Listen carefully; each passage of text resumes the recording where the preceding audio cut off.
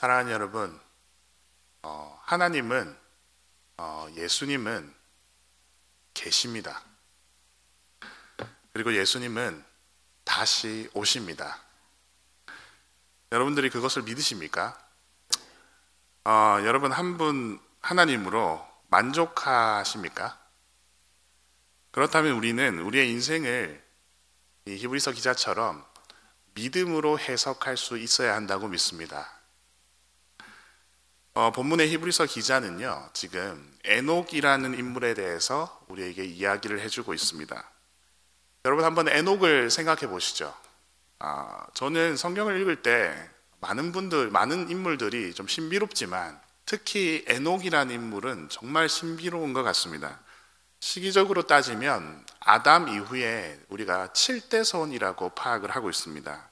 그러니까 노아의 대홍수가 나기 이전 시대의 사람이라는 뜻이죠. 지금으로 따지면 까마득하게 아주 고대 사람이라는 뜻입니다. 우리는 창세기에서 이 에녹에 대한 아주 흥미로운 기록을 발견할 수 있습니다. 그것은 이 족보라고 얘기하는 창세기 5장에 등장하는데요. 우리가 오늘 히브리서 11장을 책갈피를 해두고 우리 창세기 5장 21절로 한번 가보도록 하겠습니다. 창세기 5장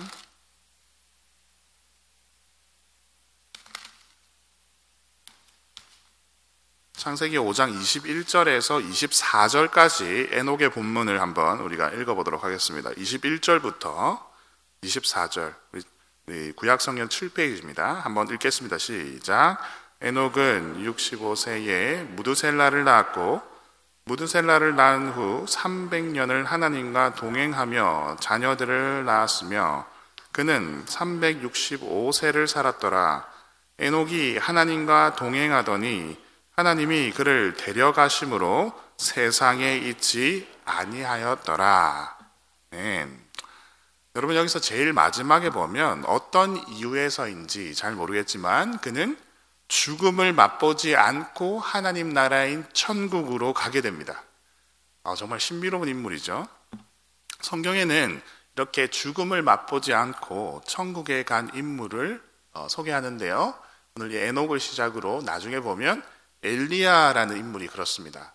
엘리야는 병거를 타고 하늘로 올라갑니다. 그리고 또 우리가 사랑하는 예수님이 그렇습니다.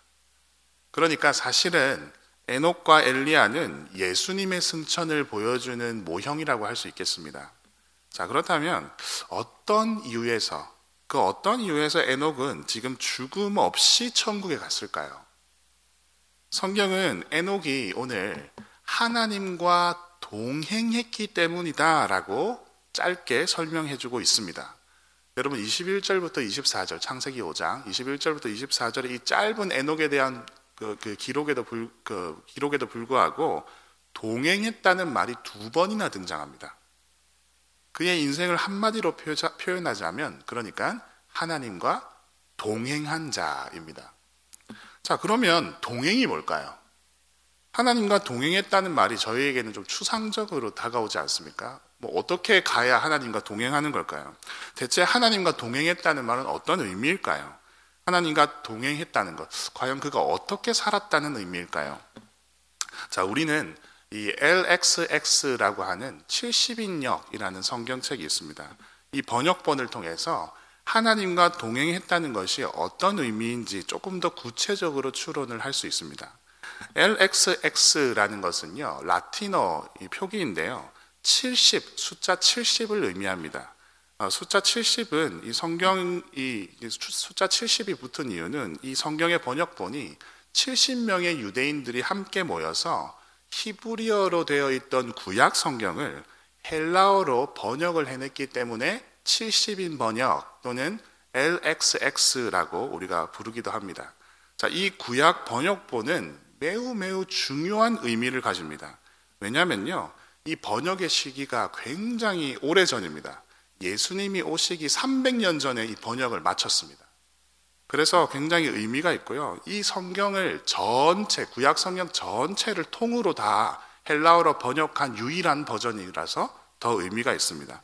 그런데요, 무엇보다도 이 LXX라는 70인역이 굉장히 중요한 의미를 가지는 이유는 우리가 보는 신약 성경을 썼던 저자들이 있지 않습니까? 예를 들어서 마태, 마가, 누가, 요한이라든지 아니면 사도 바울이라든지 베드로라든지 오늘 우리가 읽는 히브리서 기자까지도 히브리어 번역 성경을 보는 것이 아니고 LXX, 그러니까 헬라어 번역본을 보고 구약 성경을 인용하고 있다는 데서 굉장히 중요한 의미를 가진다고 할 수 있습니다. 제가 성경 번역에 대해서 이렇게 장황하게 설명하는 이유는 지금 70인역이 창세기 본문을 어떻게 번역했고 해석했는지 보면 당시 1세기 사람들이 에녹이 하나님과 동행했다는 이 의미를 어떻게 받아들였는지, 이런 의미였구나라고 우리가 이해하는 단서가 될 수 있기 때문입니다. 자, 그러면 여기서 히브리어 의미인 하나님과 동행했다를 LXX인 70인역은 유아레스테오라는 단어를 썼는데요. 바로 하나님을 기뻐했다라고 번역했습니다. 하나님으로 만족했다라고 번역했습니다. 그러니까 70인역은 그 당시 1세기 때 유대인들은 하나님과 동행했다는 의미는 하나님 한 분만으로 만족하는 삶을 살았다, 하나님으로 기뻐하는 삶을 살았다, 인생에 어떠한 일을 닥쳤든지 인생에 어떠한 일을 만났든지 하나님으로 인하여서 그냥 만족하고 받아들이고 자기의 인생을 믿음으로 해석했다는 뜻입니다. 그렇게 읽었다는 뜻이죠. 조금 더 구체화되었죠. 자, 에녹이 하나님과 동행했다는 것은 그가 자신의 인생에 대해서, 모든 인생에 대해서 하나님으로, 저는 하나님이면 됩니다, 이거 필요 없습니다, 하나님이면 만족합니다 하는 태도로 하나님과 살았다라고 이해된다는 것이죠. 자, 그렇다면 하나님을 기뻐한다, 하나님으로 만족한다, 그 삶의 태도는 더 구체적으로 어떤 의미가 있을까요?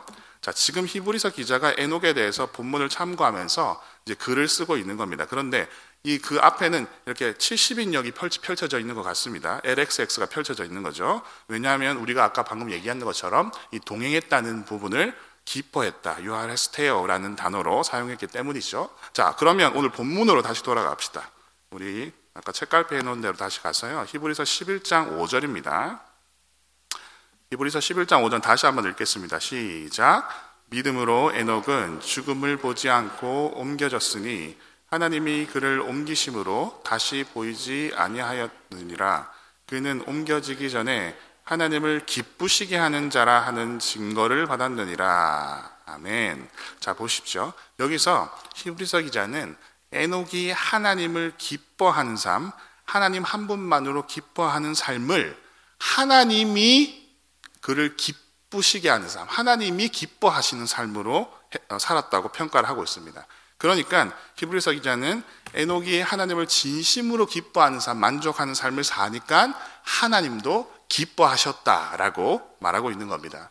자, 그렇다면 히브리서 기자가 본 하나님을 기뻐한다는 것은 더 구체적으로 어떤 의미일까요? 즉, 에녹이 하나님을 기쁘시게 했던 도구는 무엇일까요? 구체적인 도구가 6절 상반절에 있습니다. 제가 한번 읽어드리겠습니다. 6절 상반절에 믿음이 없이는 하나님을 기쁘시게 하지 못하나니 라고 되어 있습니다. 여러분, 바로 믿음입니다. 히브리서 기자는 하나님을 기쁘시게 하는 삶, 그것을 통해서 하나님을 정말로 기뻐하면서 하나님으로 만족하는 삶의 핵심은 바로 믿음이라고 소개하고 있습니다. 여러분, 우리의 인생 중에서 우리는 내 마음대로 안 되는 지점들을 만납니다. 하나님이 내 인생을 내가 원하는 방향으로 인도하시지 않을 때를 우리가 만납니다. 그때 우리는 확신해야 됩니다. 하나님은 지금 내 인생을 하나님이 원하시는 방향으로 인도하고 계신다는 확신을 하셔야 합니다. 우리는 반드시 기억해야 됩니다. 내가 원하는 방향이 항상 하나님이 원하는 방향이 아니라는 사실을 말합니다. 그래서 우리는 하나님을 신뢰할 수 있어야 합니다. 하나님이 내 인생을 가장 좋은 방향으로 인도하고 계신다는 사실을 말입니다. 우리는 우리의 인생을 믿음으로 해석할 수 있어야 합니다. 우리가 삶을 살다가 실패와 좌절을 만날 수 있습니다. 그러나 우리가 무슨 일을 실패했다고 해서 꼭 하나님이 실패하신 것은 아닙니다, 여러분. 따라서 우리의 인생은 이렇게 믿음으로 해석되어야 합니다. 우리의 인생에서 일어나는 모든 일이 믿음으로 모든 일을 믿음으로 해석하는 그 태도를 오늘 본문의 표현으로 주님 한 분만으로 만족하는 삶의 태도라고 하겠습니다. 여러분, 이 해석이라는 말에 담긴 의미는 우리의 인생이 어느 정도 모호한 구석이 있다는 뜻입니다. 예수님을 믿고 사는데 내 인생에 왜 이런 일을 닥치는지 도저히 이해가 안 되는 지점들을 우리가 가끔 만난다는 뜻입니다. 우리의 삶에서 이렇게 모호하고 힘든 지점들을 만날 때에 우리는 믿음으로 잘 해석해내는 우리 믿음이 필요합니다.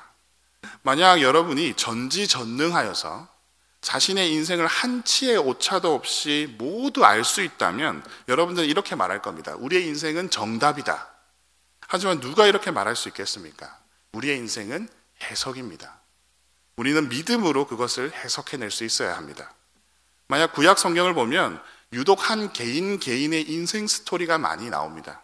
성경은 아브라함, 야곱, 요셉 또는 욥, 모세, 다윗과 같은 인생들을 통해서 인생의 전반을 다 이렇게 그림으로 스케치로 보여줍니다.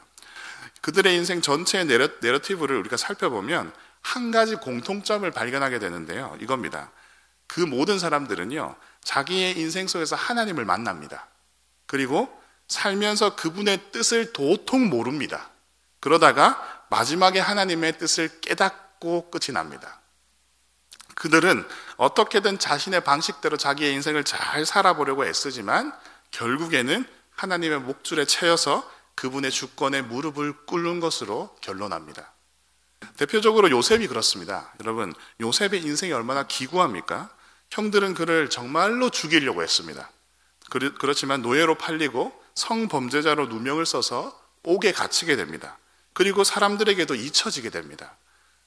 요셉은 나름대로 믿음으로 살아보려고 애쓴 사람입니다. 우리가 알 수 있죠. 보디발의 이제 가정 총무를 맡게 될 만큼 성실하게 일을 했었고요. 그의 아내가 유혹할 때도 정말 담대하게 믿음으로 뿌리쳤었고요. 그 다음에 믿음을 지켰었고, 감옥에 갔을 때도 간수장에게 인정을 받아서 감옥 재반 사무를 이렇게 맡아보는 사람으로서 신뢰를 받았습니다. 하지만 우리는, 성경을 읽는 우리는 요셉의 결론이 총리라는 것을 알고 있지만 고난 중에 있는 그는 그것이 자신의 인생의 결론이라는 것을 도무지 이해하지 못했을 겁니다. 하지만 우리는 성경을 보면서 간혹 성경을 보면서 요셉의 이야기를 보면서 그가 어떻게 믿음으로 이 인생을 해석하고 있는지 볼 수 있습니다. 여러분, 이 나중에 맨 마지막에 또 요셉이 자신의 인생을 어떻게 해석했는지 보시겠습니까? 창세기 45장 7절을 제가 한번 읽어드리겠습니다.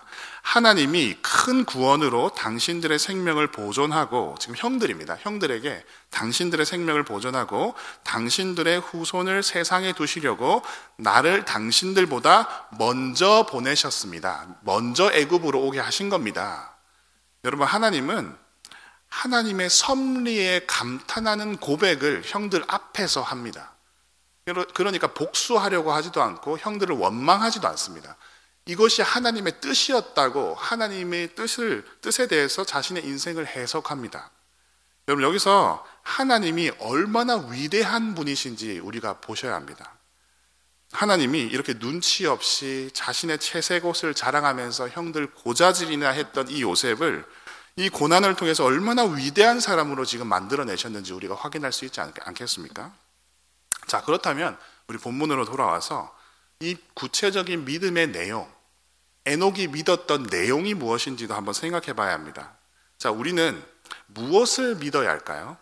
자, 믿음을 말할 때 그 믿는 내용, 그 믿는 대상이 반드시 존재하고 반드시 중요합니다. 자, 다시 말해서 에녹이 가졌던 믿음의 구체적인 내용은 6절 하반절에 나오게 됩니다. 6절 하반절 제가 읽어드리겠습니다.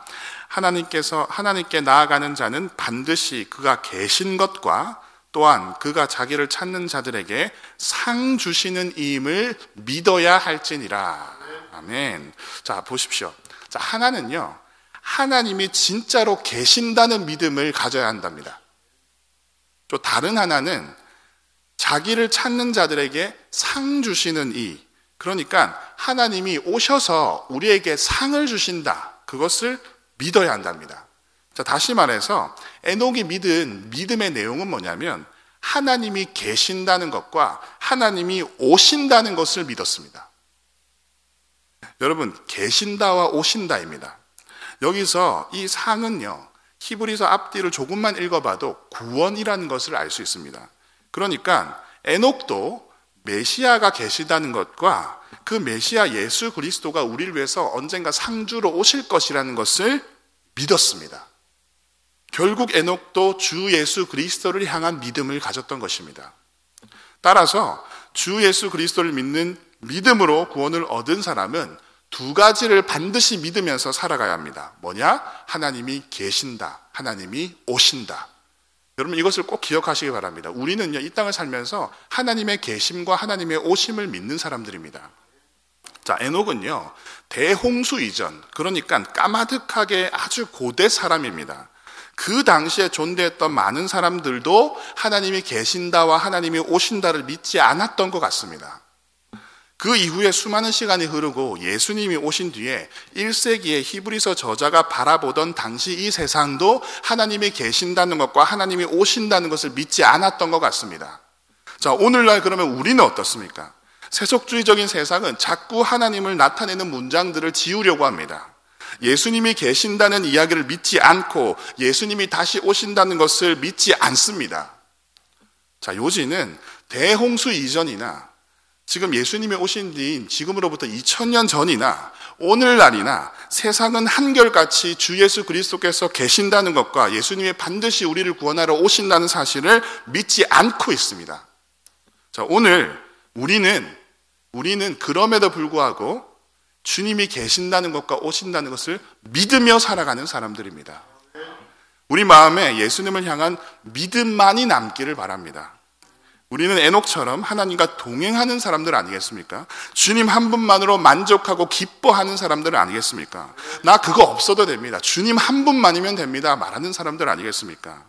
우리가 하나님으로 기뻐할 수 있는 유일한 도구는 주 예수 그리스도를 향한 믿음입니다. 그리고 우리는 그 믿음을 가지고 우리가 담대하게 오늘을 해석할 수 있습니다. 여러분, 이 시간 우리가 기도할 때에 에녹이 가진 그 믿음이 나에게 있게 해주셔서 주님 한 분만으로 만족하게 하시고 예수님의 계심과 예수님이 다시 오심을 믿으면서 그 믿음으로 오늘을 해석해낼 수 있는 내가 되게 하여 주옵소서 하고 기도하시길 바랍니다. 우리 다 같이 한번 기도하겠습니다.